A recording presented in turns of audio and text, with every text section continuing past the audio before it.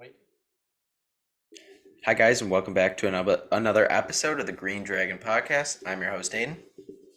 And your fellow host, Tom.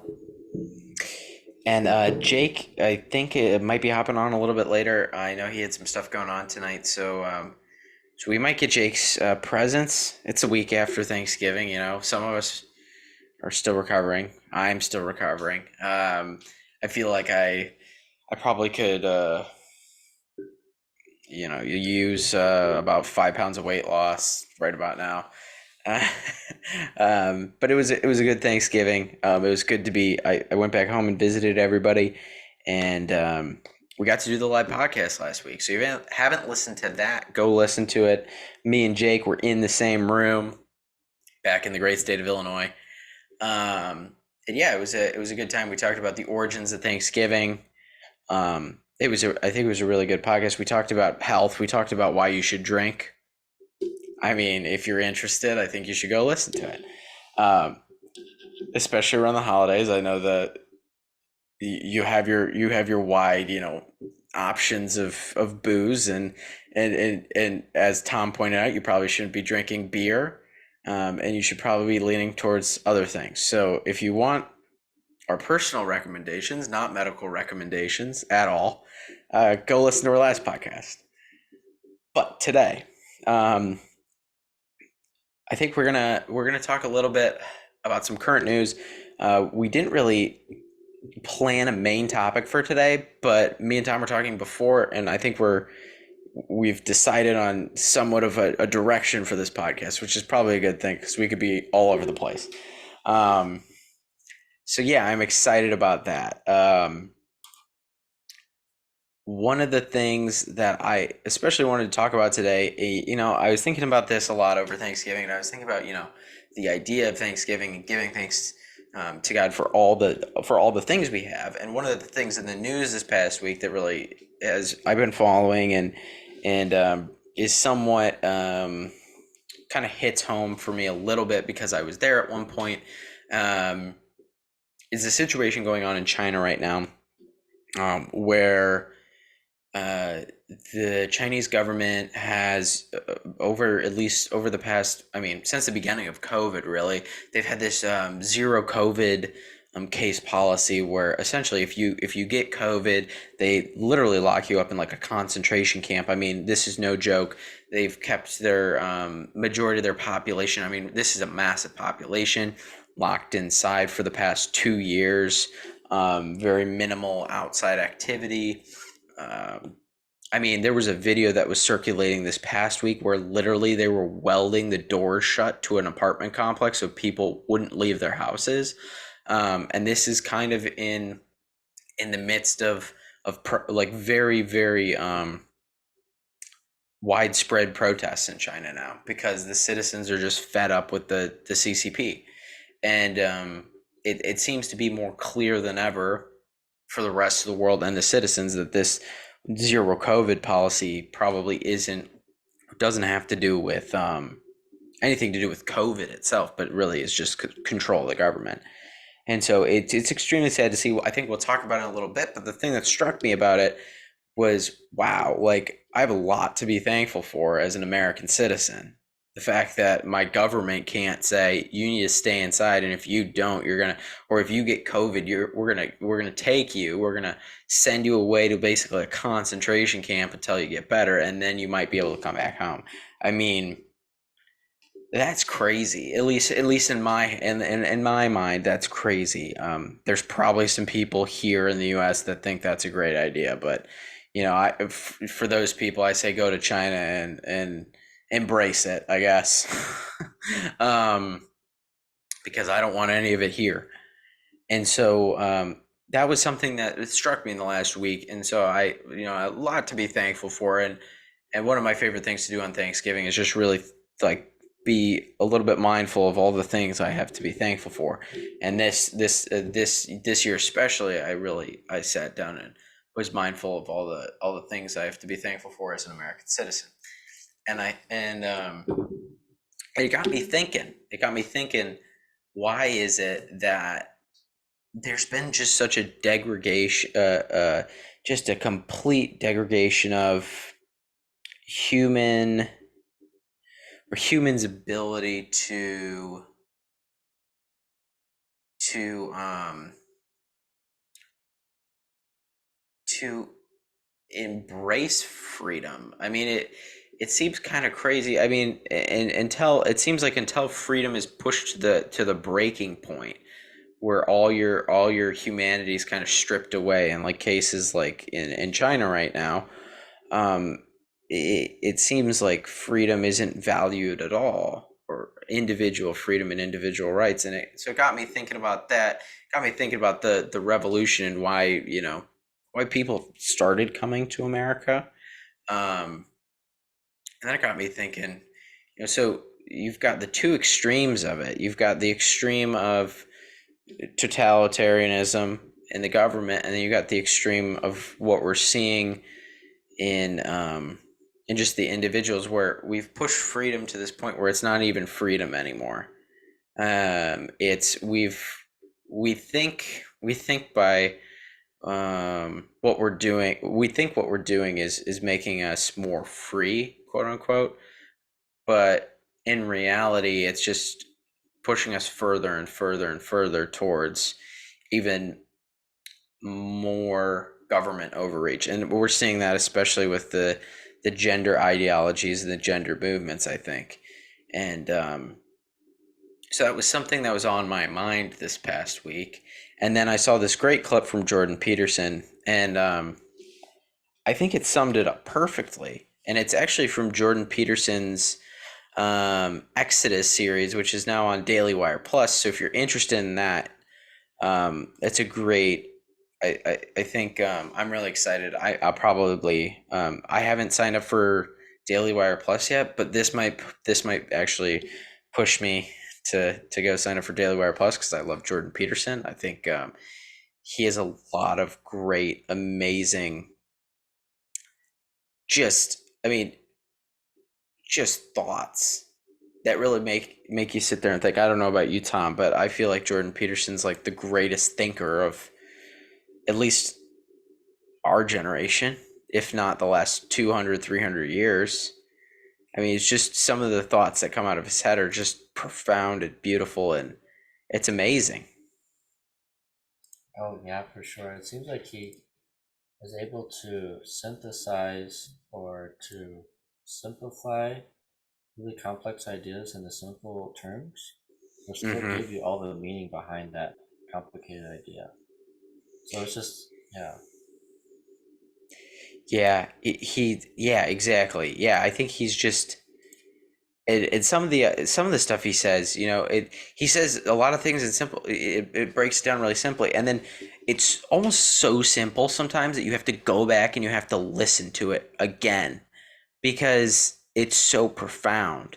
Like, you have to listen to it a couple times to really like grasp what he's saying, um, in its totality. And I think that's something you just don't get anymore, and I think that's probably something we need more now than ever. Yeah. Um, but okay, I'm sharing my screen, and hopefully I'm sharing my sound, so this will come through on audio as well. But this is just a quick Instagram clip, and I'm gonna. Oh, Catholicism is that it might fall prey to the authoritarianism that's in some sense man. implicit in Can the you hear? Roman-like structure of the church and the hierarchy that's there. But his critique of Protestantism, the danger there was that everyone would become their own church, and then their identity would become self-proclaimed in some fundamental sense, because with no mediating structures between the divine and the person, it's easy for the person in some sense to usurp the position of God. And one of the things that's puzzled me about the recent insistence that people can self-define their own existence is that they're attributing to themselves in some real sense the omniscience, omnipotence, and omnipresence of God, because their stance is something like, I am that I am. Yeah, that's why it's pride. So one of you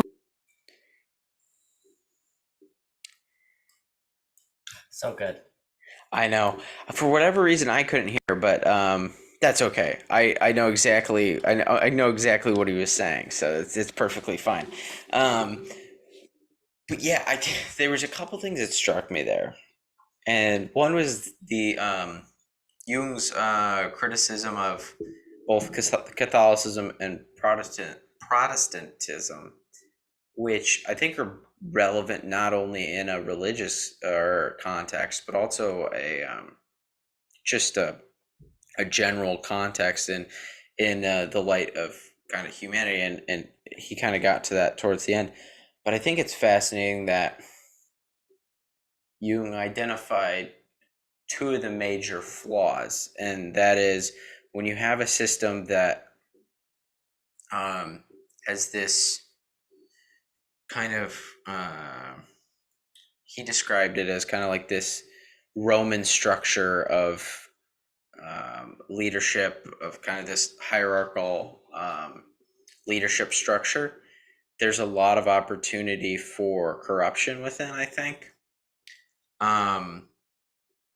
And obviously, because humans are flawed, those in places of power most of the times will, if you don't limit them on the power they have, will keep reaching and reaching and reaching until the point where they'll take away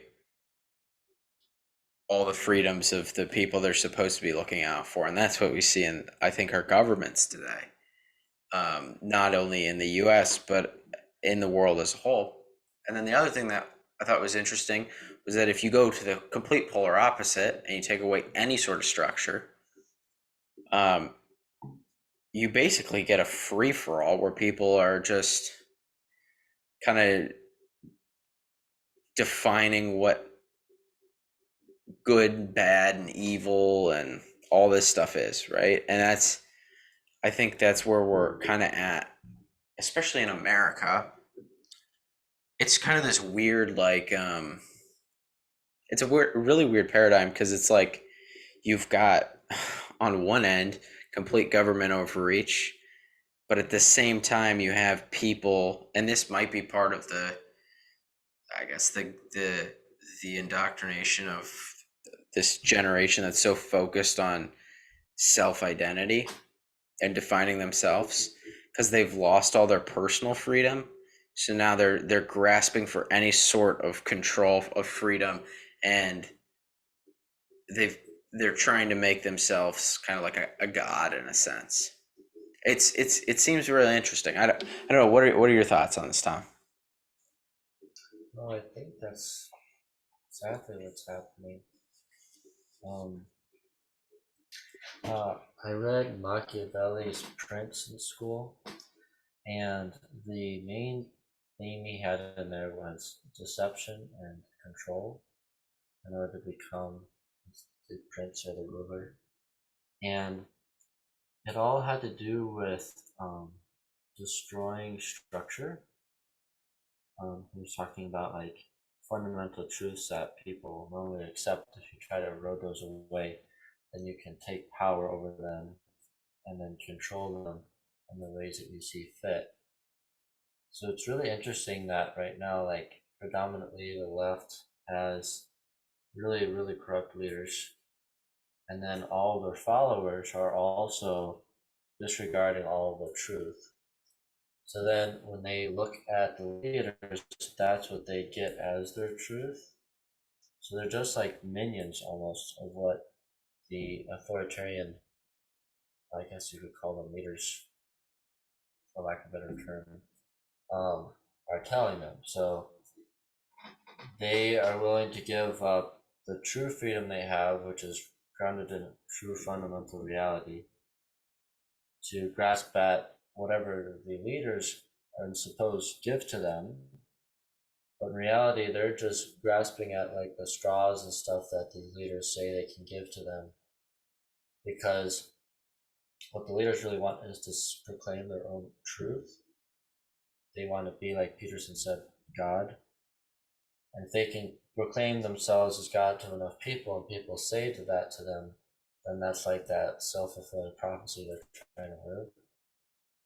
So it's a really strange circle, but it's like those that reject truth have to find some sort of truth, but they don't want to accept the real truth. So they're going to accept the lies that someone else gives to them, so that they can have like a personal feeling of feeling independent on their own. But in reality, they're just more slaves to someone else than anyone else, really. Yeah, I think that's the thing that strikes me. I think that especially right now we're seeing, and probably China specifically, is if you look at how the Chinese Communist Party started, it was because people wanted to overthrow this corrupt kind of government that they had in place. So you overthrow the corrupt government and you replace it with a more corrupt government, essentially. But it takes a while for the people to realize the corrupt government that they've put in place. And this happens over and over again. I mean, right? I mean, this has happened since the beginning of civilizations. You remove the one king that sucks, you put a new king in place, and turns out, guess what? He sucks too. You don't get too much change, right? And it takes a truly great leadership, whether it's from a government structure, or a single person to kind of overthrow that or have a paradigm shift in kind of that leadership. But I thought it was I think we're at a point. I think we're seeing this across the world, really, not just in America. We're seeing it in China. I think we're seeing it here in the US.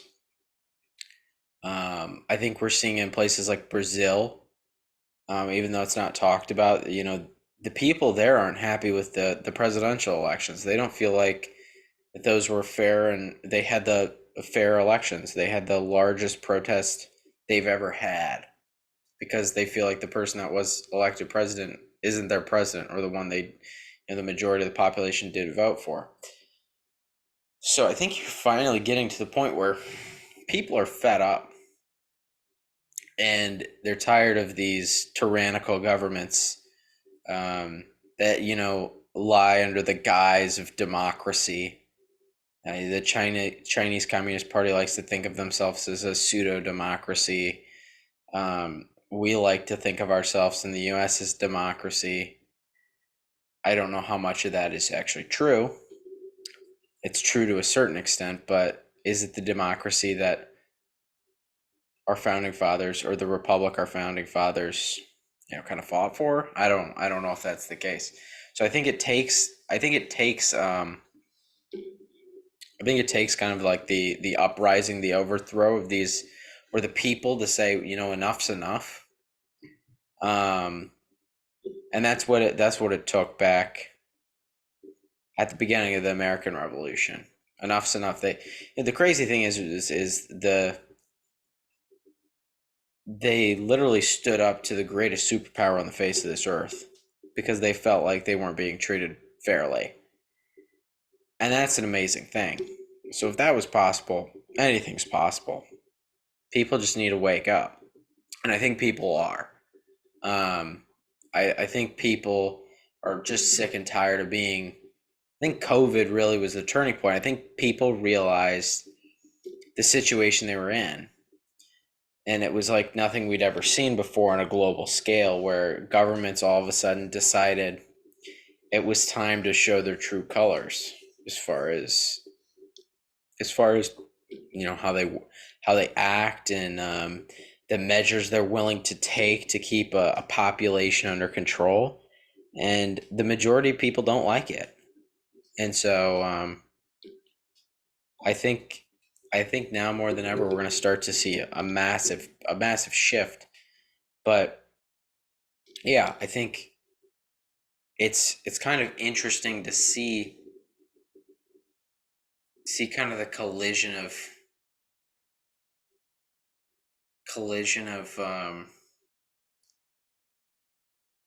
people that are in power, that are trying to instill these like pseudo truths into the youths of the population to get them to buy into these fake truths. Or I don't even know if it's buying in. I think it's more just distracting. And I think that's what, at least I see in the US, I think it's more of a distraction. It's like, here, look at this. This is what you should be outraged. Whether it's critical race theory, whether it's gender ideology, you name it. we've the American political system has found a beautiful way to make any of those topics the distraction from what they're really doing. And if you look to communism, it's kind of simple. You distract everybody with the universal universal pay and yada yada yada, right? And before you know it, you can't even leave your house because people are getting sick outside. So it's amazing how quick, like it's amazing how slippery the slope is. And it's funny that it seems like we so easily fall into that. All we need is just that little distraction that throws us off guard until we're so distracted with that we're willing to give up all our other freedoms. Yeah, it's almost um, like they throw us a scrap and we run into a cage and they close the door. Yeah, I know, we're like a bunch of like raccoons, Yeah. except maybe not as smart. Yeah. I mean, it's pretty sad, honestly. Um, it blows my mind that you can look at the last 100 years of like all these, like, think about Hitler and the Nazi Party was able to convince like a large portion of the world that they were right. Right? I mean, they even though it's not talked about in the history books, they had Spain. I mean, like, Spain was basically a part of the Third Reich. It's just it's kind of sad to see how easily bought people are, um, when you have something as extreme as the Nazi Party. Um, and so if people can be distracted and justify that, I mean, it doesn't seem that far-fetched that we could be distracted or taught to justify other things that are maybe a little less extreme than killing millions of people just because of their race or their religion.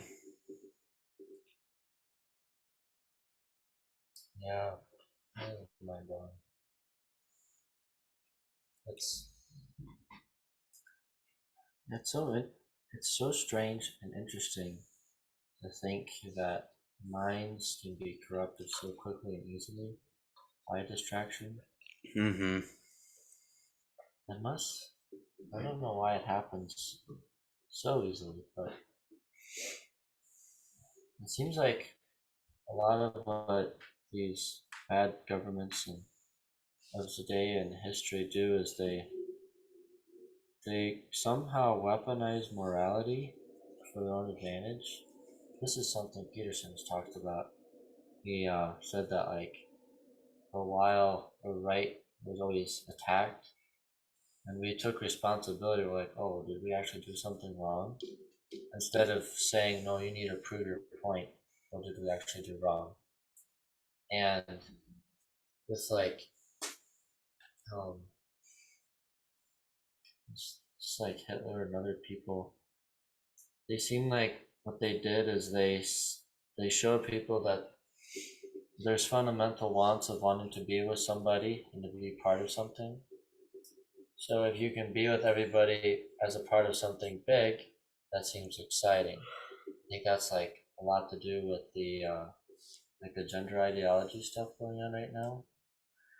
It's like as long as people are like, oh, I'm a part of something and it's good, um, then that makes me a good person.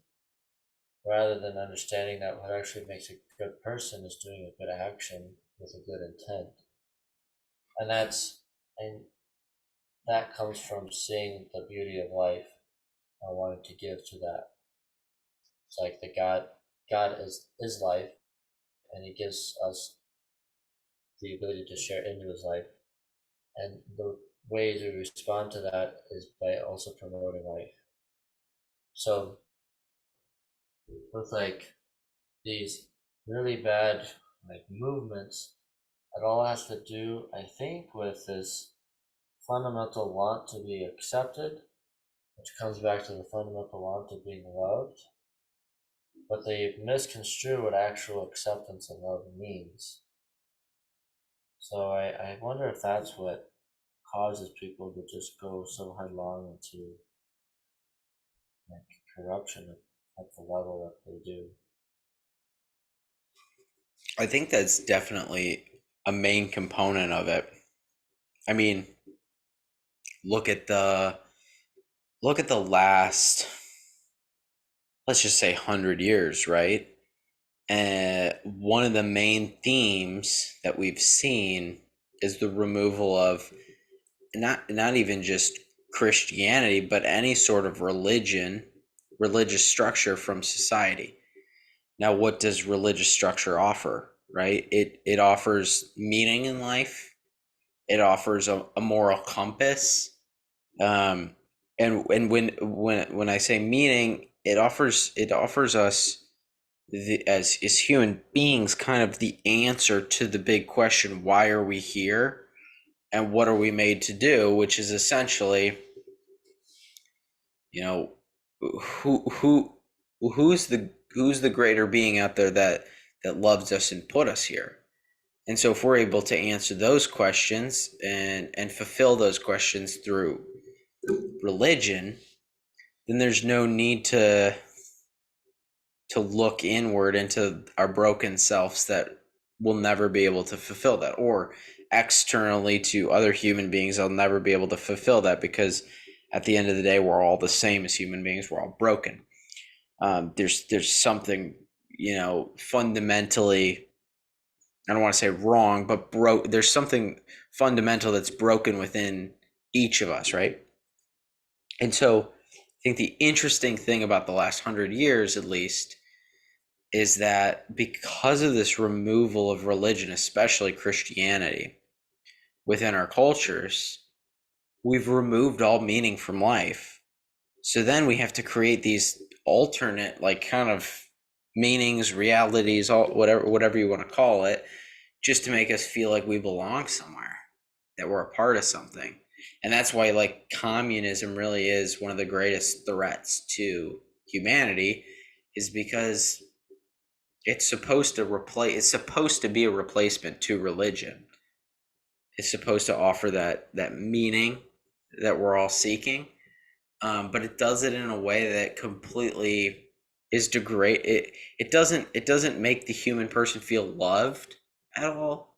It actually degrades the human person even more, and it allows the elite individuals to kind of take over. And this is what we see every time, right? I mean, look at North Korea, Chinese Communist Party, Hitler, Stalin, Lenin. I mean, like, it doesn't take a rocket scientist to figure this out. I mean, like, you give a few individuals the power to control an entire nation's wealth and distribute it among the people, they're probably not going to make the right choices. So yeah, I think I was talking to somebody about this the other day, and they weren't particularly religious by any means, but I said, think about religion. What does it offer? At the very least, it offers us a moral compass to live our lives. So if we remove the moral compass from society, what happens to society? We all of a sudden become the masters of our own destiny and start creating our own moral structures, which at the end of the day just devolves into utter chaos, because everybody's going to have a little bit different moral structure. And so if you don't have this, like, consistent moral structure, and I think that's what Jordan Peterson's really getting at in that clip, if you don't have that moral structure, that's kind of this universal moral structure, this compass, it's going to lead to serious issues in how we interact with other people.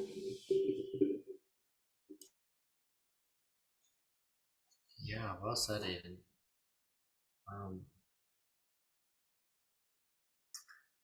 It reminds me of a talk he made, I think a year ago. We'll post it in the show notes, but it was on the idea and reality of individual sovereignty. It was really interesting because I've heard about the idea of the sovereign individual.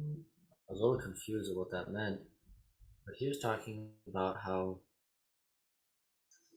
on Earth, as humans, we have a proclivity to want to do good, in the sense that no person wants their children to lie. So he said, like, no parent is ever happy that their children lies to them. So he says that's just a human, I guess you could say, fact that shows that there is some proclivity towards good in humans. So he said, with that in mind, and then you take what God did in Genesis, and that he made us in his image and likeness, it means that we're supposed to be thinking and doing what he does.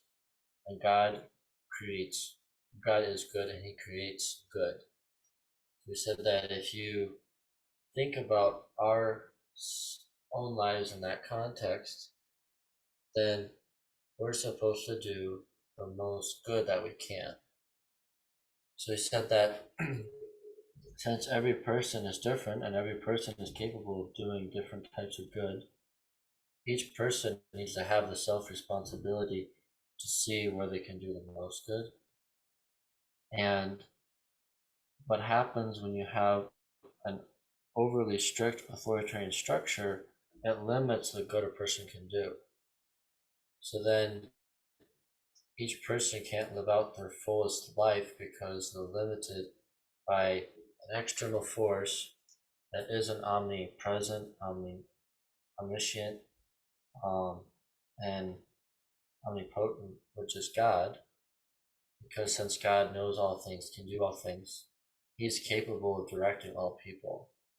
So God is truly the only true king, because no other human can qualify for any of those qualifications. And then even if they did, and I think if you think about it, let's say maybe a person who's really, really, really smart probably may know about 1% of reality. That would be like a really generous, I think, I guess, assumption of them. So if they, let's say, only know 1% of reality, then how could they form rules and laws that would dictate people's lives that essentially are 99% of reality? So if they come and like try to say like let's say you could do 100 things a day, and they said you can't do 50 of them because we don't think that's good. Now you can only do 50. There's another talk, it was with Michael Saylor. He was talking about this with like overruling of governments and stuff. He said that, as an example, if you made it in New York that people could only use the bathroom at certain points of the day, you would have utter chaos because there aren't 16 million bathrooms in New York. There's 16 million people, but if they all were fighting for the bathroom at the same time, it would get really messy really quickly. And so that was an example of like, you can't just make these arbitrary rules on people and expect things to work out okay. So what Peterson was saying was that God gave us a moral code based on the law of nature, and then he told us through scripture, and then when Christ came, of what life is about. And there's these fundamental principles that apply to every person. And so those principles are what guide us towards living a good life. But we have many choices inside those principles. Like, in this example, like to be generous, generous could mean you could be generous with your attention, your time, your wealth, your gifts, all these different things. But it's essentially that there's a principle in place you should be generous. I think that's the structure that we need, is like living on what God built the world to be, And inside that structure, then we can build a life. Because if there's no foundation, there's nothing we can do. And like what you were saying with all these gender ideologies and I guess like self defining existences that people are making, they're trying to build the foundation all the time. But since we can't do that, since we're not God, and that's pretty easy to figure out. Like if you were God, it seems like you should be able to do a lot more stuff. Um, so then they're just trying to, they're not really doing anything because they're just like spinning in circles trying to figure out their own reality and how everything works. Um, but it ends up in failure at the end.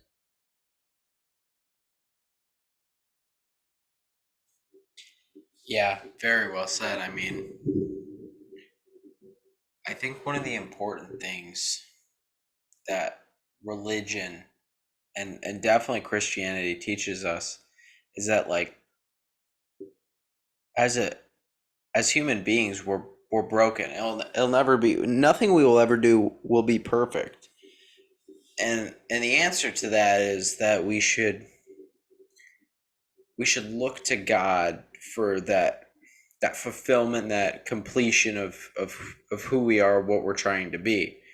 And the more we strive to humble ourselves, not be arrogant and say we know what's best, and say, you know what, leave this up to God, um, because He knows what's best. I think that plays a huge role, um, because even just psychologically, then we take away all this hubris, all this nonsensical thinking that we know what's best.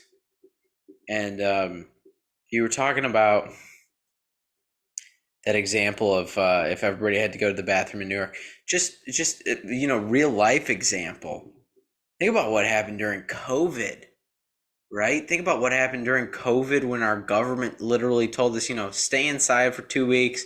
You can go out to shop, but that's the only thing you can do. Blah blah. I mean, there's all these rules in place, right?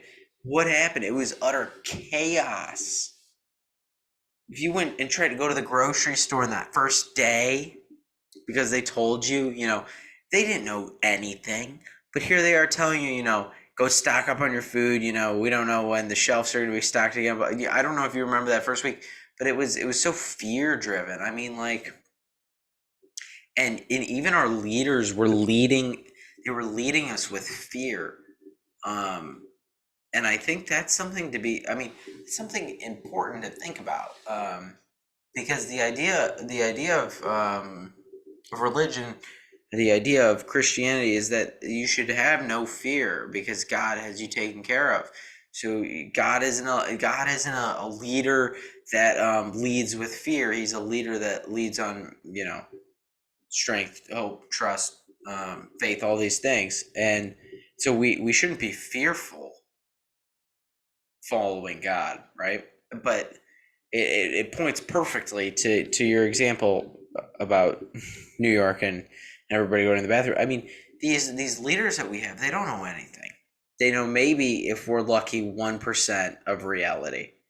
And so to completely rely on these idiots, I mean, let's just be honest, idiots. I mean, we say if we're lucky, they know 1% of the stuff. But I mean, if you look at our leaders currently in the U.S., I mean, if they know an eighth of 1%, we'd be pretty darn lucky. But this is who this is who we're relying on. I mean, as a country as a whole. So it does make sense that most people don't trust the government, if that's the case.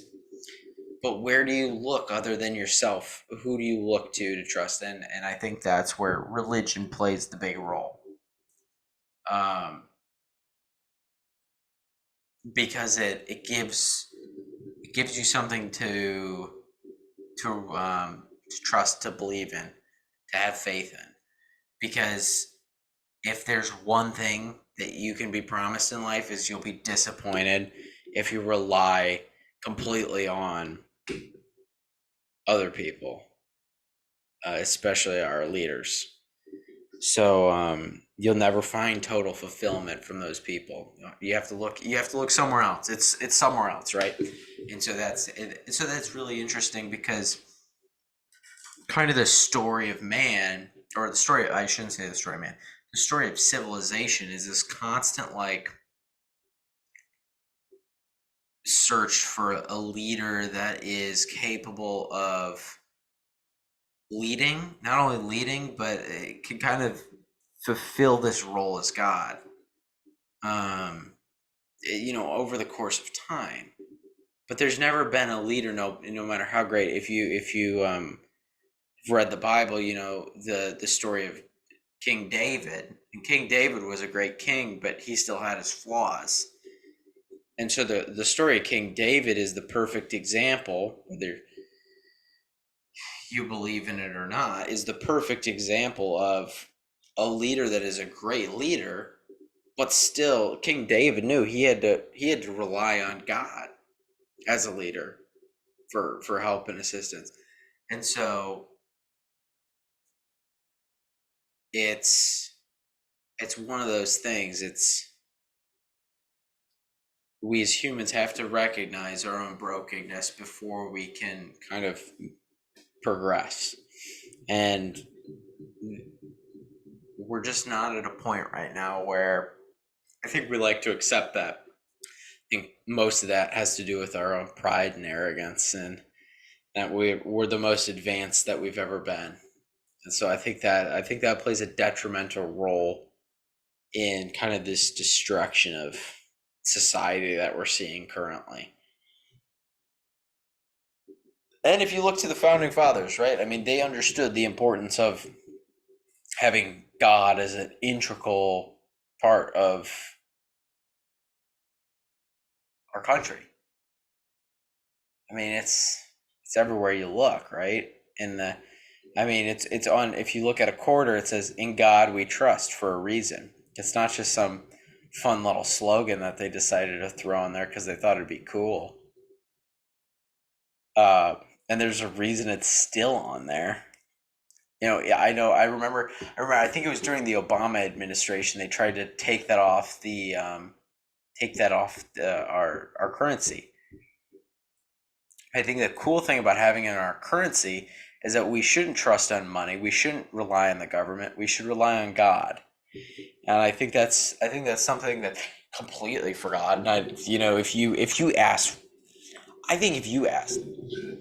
let's say 100 people, I think 99, maybe not 99, I'd say probably 95% of them, so 95 of them would probably tell you, or probably wouldn't know that still exists on all of our currency. I bet you that's the case. I'd love to do actual research on that, but I bet you that's the case.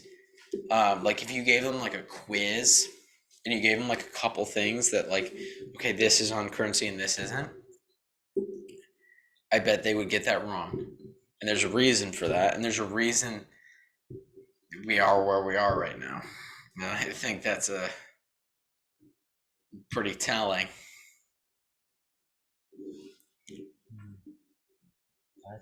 That's a really good point. To many extents, yeah. I think we've. Oh, sorry. Go ahead. Oh, you're good. You're good. I was just saying. I think to many extents, we've made money God, essentially.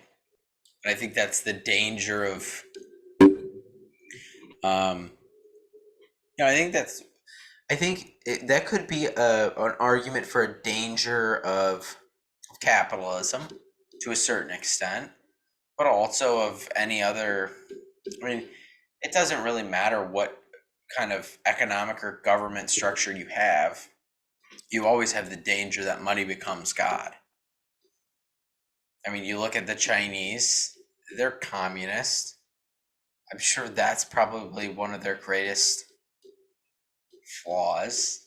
If you look at any ancient king, the greed that stems from wanting to conquer the whole world, money. So, I mean, there's a reason that the Bible, you know, you shall have no other gods before me. That's one of the 10 Commandments. No other gods before me. And I think there's a reason for that, because, you know, when you make something else God, it just kind of, I mean, I don't know all the ancient terms for all this stuff, but I would assume when you make something a god, it essentially means you're putting, it's like going all in at the Texas Hold'em table, right? You're placing all your chips on that one thing, placing all your trust on that one thing, and pretty much everything except for God lets you down. So when you make money your God, when you make fame your God, when you make power, control, blah, I mean, you could go on and on and on and on. When you make all these things your idol, I think the exact terminology is, you shall have no other idols before me. You make all these things your idols, your focus,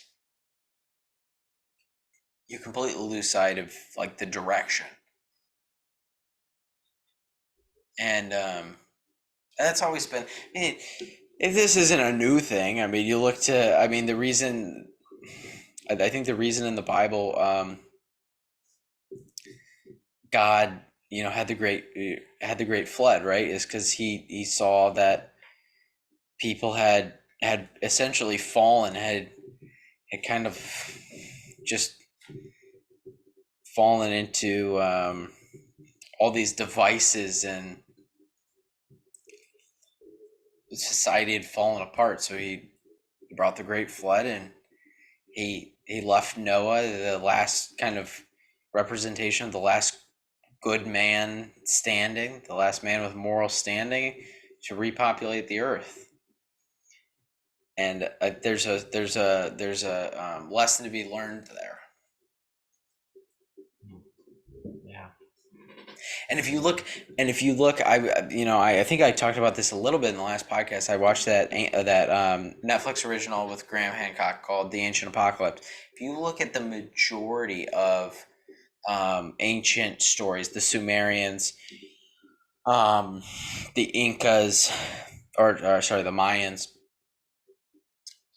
a lot of these stories about the Great Flood, because all of them had stories about the Great Flood, included essentially a degradation of society, to the point where like the majority of society was like corrupt and evil, and God wanted to wipe it out because their existence was so essentially harmful to the earth. And because of that, God wiped them out, kind of hit the reset button, or whatever their deity was, right? But he saw the evil in man, and wanted to remove that, to reset mankind. So, you know, that should be telling to all of us to watch out, because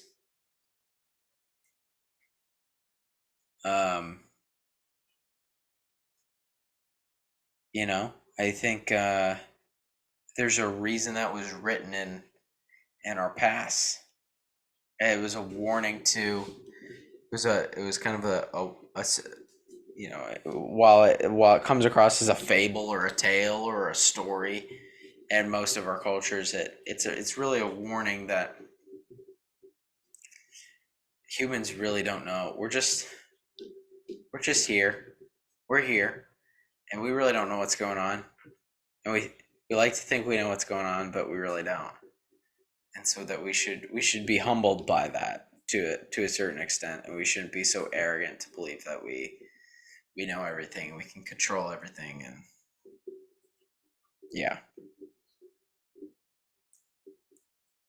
there's something other than us out there. That's right. I mean, it makes perfect sense to think about there being something else out there than just us.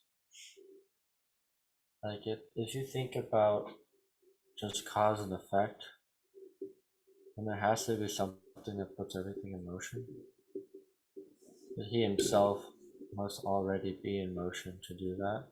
Mm-hmm. As Thomas Aquinas said, the unmoved mover.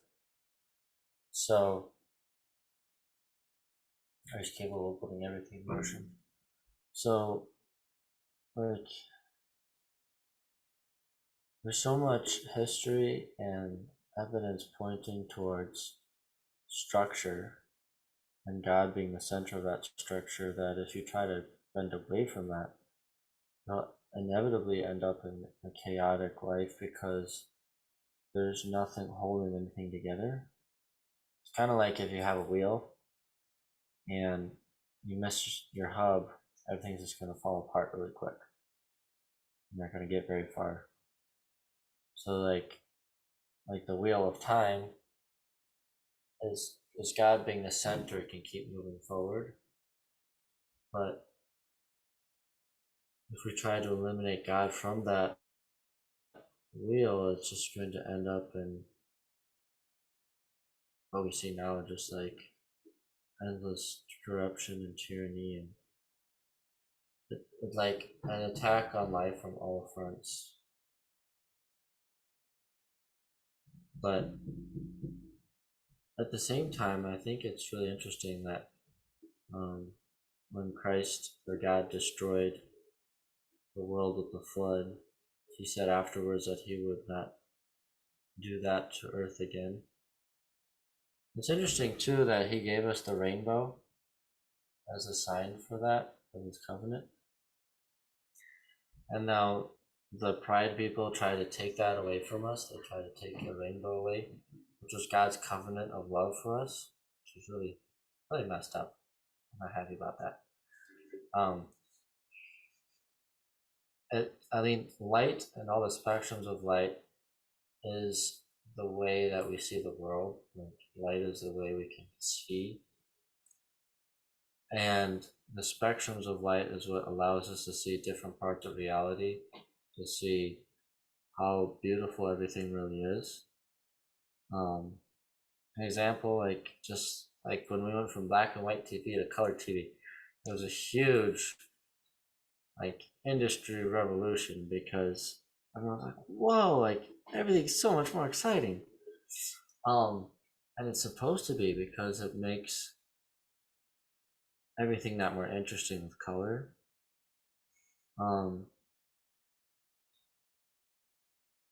But I think it's really interesting that God said that he wouldn't destroy everything again. It's almost as if he said that there will always be hope for us still. There's no ultimate end. And I think the most terrifying thing about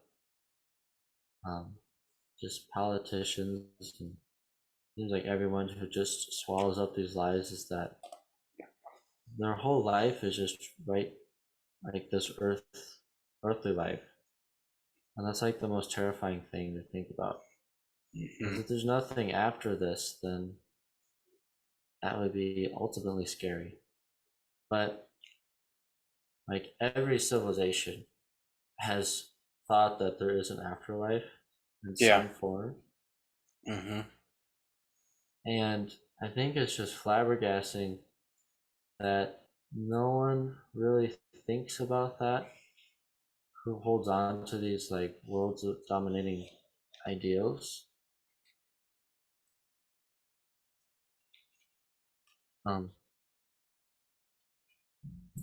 Yeah, it's just, I think it's a big question is why don't they? Is it just because they don't want to, or are they just in denial? But it seems like if they had to actually answer that question, is there an afterlife or not? If they said yes, then you'd almost have to give them Pascal's wager. Yeah. Yeah. I think part of it is the idea of an afterlife, maybe, or something greater than you or me, or kind of removing that control from us. I mean, it essentially, the issue that it causes is that it removes any sort of control we have over our own lives. And I think, like, as humans, our goal is to control as much as we can. And so I think, like, the denial of the afterlife, or like this atheistic thought that we're seeing more prevalent than ever before, is probably because it's easier for us to just say there's nothing than there is to say there's something. Because if there's nothing, then we don't have to live our lives in any way. Like, there's no, we can live our lives however we want to. It doesn't matter how we live our lives, right? There's no punishment, there's no reward. Just live your life. But if there's something out there, which I believe there is, that means that you have to live your life in a very specific way here on Earth. It means you can't just go around and be a horrible person and do horrible things and just leave this earth and go nowhere. No, it means that the idea of heaven and hell is that you're either going to pay for what you did here on earth because you did horrible things and they were bad, or you're going to be rewarded for the great things you did. And so it's easier to say there's nothing, so you don't have to live with any sort of conscience, I think. I think that's what it is. I think it's complete denial because you don't want to have to deal with your own conscience. And that's something that all of us are born with. We're born with a conscience. We're born with this idea of right and wrong. And it's left up to us to either grow that conscience or just let it fall to the wayside. And I think even for the people that are like most demented, I think there's still people out there that are really demented that still have that little voice in the back of their head. So that's probably not the best thing, because that's something we're born with, and there's a reason for it. So I think that's maybe what it is. I think it's just it's laziness, I think, is what it comes down to. It's just our own laziness, not wanting to have to live our lives in a way which is good and right, which follows this kind of moral compass that we've been born with.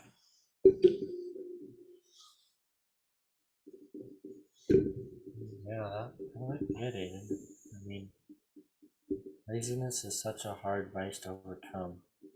Mm. It's almost always the long-term thinkers that are able to overcome laziness. Mm-hmm. It's always like at least some sort of goal of thinking that I'd rather have that in the future than what I have now. Yeah. I'm willing to work for that. Mm. But if you don't have anything like that, then it's really easy to be lazy because you're like, well, if I don't have anything to look forward to, then why waste what I have now? Yeah. Yeah. Hmm. I think you're totally right there. Yeah. It's actually something I've been learning about with the Bitcoin community, especially Robert Breedlove and Michael Saylor, as they talk a lot about perspective thinking in terms of money. Mm-hmm. You said that with like inflation and taxes, what that does is if your money just loses its value over time, because the government can take the value away by printing more money, then it disincentivizes a long-term perspective Hmm. because the work done now isn't saved for the future. Huh. And they said that that's one of the main causes of materialism and crime. Because people that are surviving aren't thinking years ahead, they're thinking days ahead. So if you're thinking days ahead, you're not going to make the best decisions for a long-term life. Yeah. But Yeah. That's everyone's totally kind true. of, yeah, like everyone's forced into that idea, whether they like it or not, because of the way the system is set up by the government to make our wealth. Even though they don't make the wealth, they just print the money that we use to determine how much wealth we have. But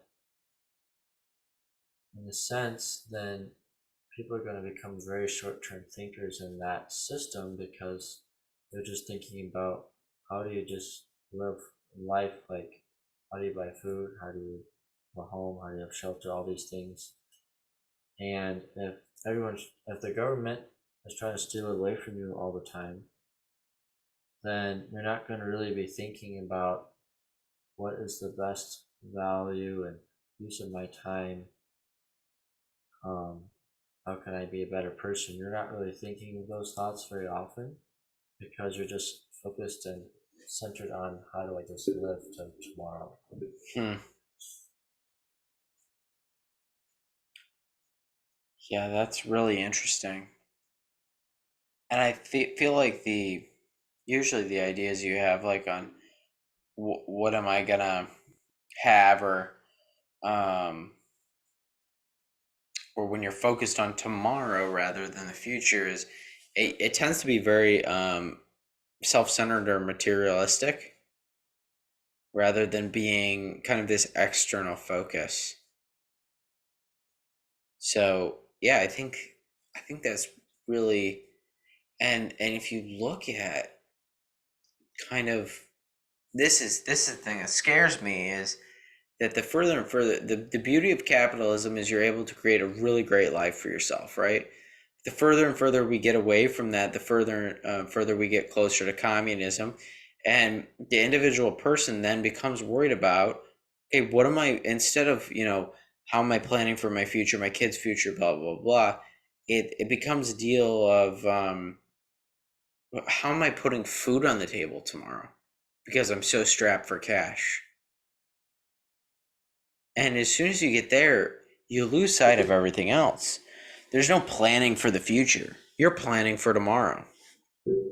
And I think going back to government control, I think that's an easy way for the government to control us, is to keep us constantly just, working for our next meal, essentially. And that takes away so much of the freedom that we have when we're living paycheck to paycheck. Yeah, because then you just become a slave to the system instead of finding autonomy that then you can help others find, like your family, through your own work and able to provide that future for them. Robert Breedlove actually gave this really interesting I guess you could call it an analogy, but I guess system thought, or just a picture to understand socialism versus capitalism. So he was saying that we don't really have true capitalism anywhere in the world because everything's run on a fiat currency, so it's not actual trade that determines the wealth of a currency. It's just printed, which is really interesting. Um, but he said that the first capitalist was the caveman that dug a hole, and that was his hole to sleep in. He said the first socialist was the guy who came along and said, I'm going to take that hole from you. You don't have it anymore. I was like, huh, that's so well said, because capitalism is based upon a person's merit of their work. So it's a claim to your property. So if you work for something, then you have claim to that property to use it how you see fit. If you have a socialist person, they look at what someone else has done, says, I'm going to take that from you and use it for myself because I'm too lazy to work. Right to that laziness problem again.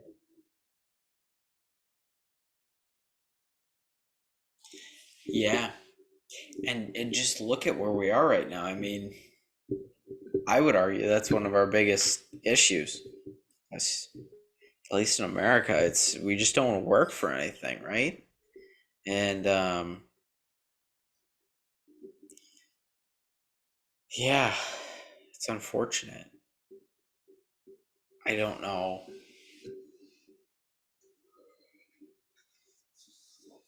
I don't know how we get out of that necessarily. That mentality that you work for what you get what you work for, right? And you got to put in the work to get anything. And I think one of the perfect examples of that, and this is something that we've tried to change, is I think I saw this on an Instagram story today. They said visible muscle. We're talking about fitness here. Visible muscle is one of the only things in life that you'll never be able to obtain by just sitting on the couch and watching Netflix. It's one of the only things in life, and I like to argue, but it's one of the only things. If you're talking to the average person and you want to explain to them this concept of working for what you get, visible muscle is only obtained through work, sacrifice, and dedication. And it is the perfect example for everything else that you should be doing in your life to be successful. And so that is why everybody should work out, because visible muscle is only gained through hard work, sacrifice, and dedication. There is no other way to gain it. Absolutely no other way. You can take steroids and be a fat, lazy piece of shit. You can take all these magic pills they tell you about on the internet and still look like crap. At the end of the day, the only thing that gets you visible muscle or visible gains is hard work, dedication, and that's that. And so that should be that's how we should approach everything, right? If you take that same discipline into your work that you're doing for your own livelihood, trust me, you'll do a lot better for yourself. If you take that into your relationships, you'll do a heck of a lot better for yourself. And if you take that into your daily life and how you treat yourself, you're going to probably do a heck of a lot better than you're already doing. And if I look at the people that are whining, complaining, bitching, moaning, being little, I'll be politically incorrect, little pussies, it's always the people, 9 times out of 10, there's some fat, lazy, blue-haired, just disgusting human being. And I'm not trying to be mean here. I'm just pointing out that lazy people aren't successful, ever. There's not one successful person I know or I can think of that is a lazy person. And so why not just get your life on the right track and start with exercise, right? That's a great way to feel. Not only are you going to build just the skills of hard work and dedicating yourself to something, and that's going to translate over into your work, you're also going to feel better about yourself because you're not a fat, lazy piece of shit. Let's be honest. You're not sitting on the couch all day watching Netflix and eating Twinkies while you're working your IT job. It's just, it is what it is. So yeah, I thought that was interesting because I think it is one of those things. Everybody strives for it, right? Everybody wants the perfect physique, whether they whether they say it or not. I mean, even these people that are like, "Oh, accept me for who I am," even though I'm 450 pounds and look like I should be swimming in the ocean, because I'm a whale, right? Um, even those people want to have a six pack or want to have a nice body, right? I mean, it is what it is. It's something that we can strive for, but the only way to get it is to work hard. And if we're lazy, we're not going to get it. There's just no way to get it. No way to get it. And so it's the great equalizer. It is. Yeah, it's a great equalizer. And if you feel shitty about yourself today, guess what? Just go start working out. Trust me. If you work out for a month, you're going to continue working out for 2 months and then a year and then 2 years. And then guess what? In 3 years, you're going to feel great about yourself and you're probably going to have more confidence than ever before. You're probably going to be doing some great stuff outside of the gym or wherever you're working out. And that's going to translate into the rest of your life and you're going to feel great and you're going to keep going. Yeah. Well said, Aiden. I mean, actually, that reminds me of something Jordan Peterson, he's like the guy in this podcast tonight, was talking about. He said he was giving an example here with, he was on this podcast. This guy was talking about how he takes his son out to breakfast every Tuesday morning for about 45 minutes.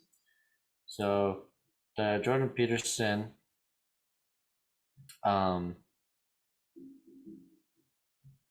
he said that that equated to about like 3%, or it's like a certain percentage of his waking life. So he said that percent is really good, like you're doing something good in that time of your life. And he was talking about how the fundamentals that change people's lives are the everyday activities they do, because that's the momentum and the everything that's pretty much building their future is the everyday fundamentals. So he said that if you have that much down well, he says then you can start going and fixing other things. So like with the gym, if you're going and working out like half an hour to an hour a day, that's 5 hours a week. There's 178 hours in a week.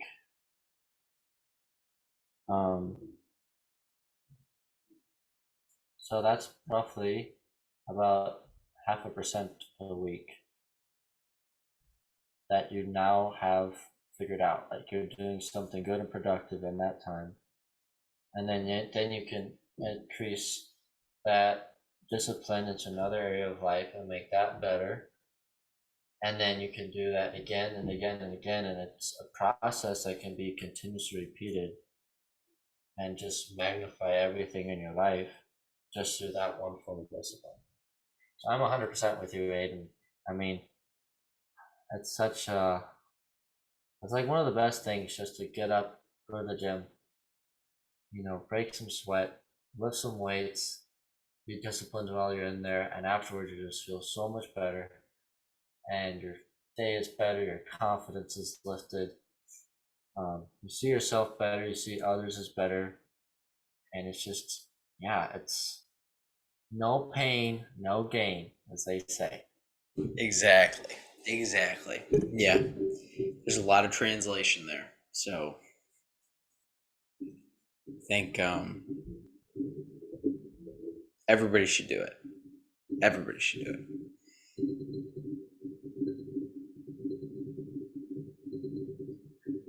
Yeah, I think, yeah. I think we summed it up pretty well there. I don't know if you have anything else to add, but otherwise, I think we had a pretty good conversation today. For I think it's always interesting. I always like when you can take something like a current event, like what's going on in China and Brazil and the US, and you can kind of tie it back to this overarching issue that we see across humanity, and not only just now, but for a long time.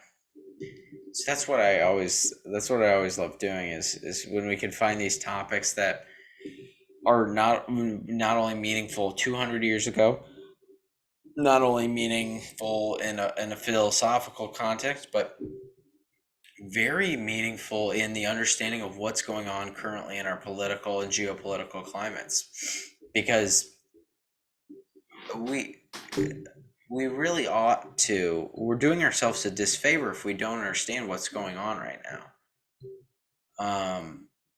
And not just knowing it, like not just listening to Fox News or CNN every morning, but actually understanding fundamentally what is happening. What is the real issue here? And the only way to do that, I think, is like to do what we're doing, is sit down, talk about it, find things that relate to it, like Jordan Peterson's conversations or other things, and just kind of try to solve, what is the greater issue at play, and how can we try to fix that. I think that's really important.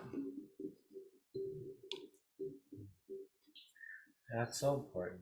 So that just anchors you into the truth, and then you can see how to make better decisions based upon that truth. Mm-hmm. And then you have a hopeful future ahead of you. Exactly. Well, everyone, thanks for joining us tonight in our conversation. Hopefully you enjoyed it. Feel free to, if you aren't following our social media, go to Instagram, the Green Dragon Podcast. We're on Twitter as well. We're on YouTube. If you're watching this on YouTube, then we're on Spotify Podcast. So, we're trying to get the word out there. But this week in particular, I challenge everybody to go improve on their self, to work out, to begin your journey as a successful human being, a contribution to the rest of society. But most importantly, to find that fulfillment. But yeah, be safe this week. Be a good neighbor, but most importantly, be a good American. God bless you all. Good night.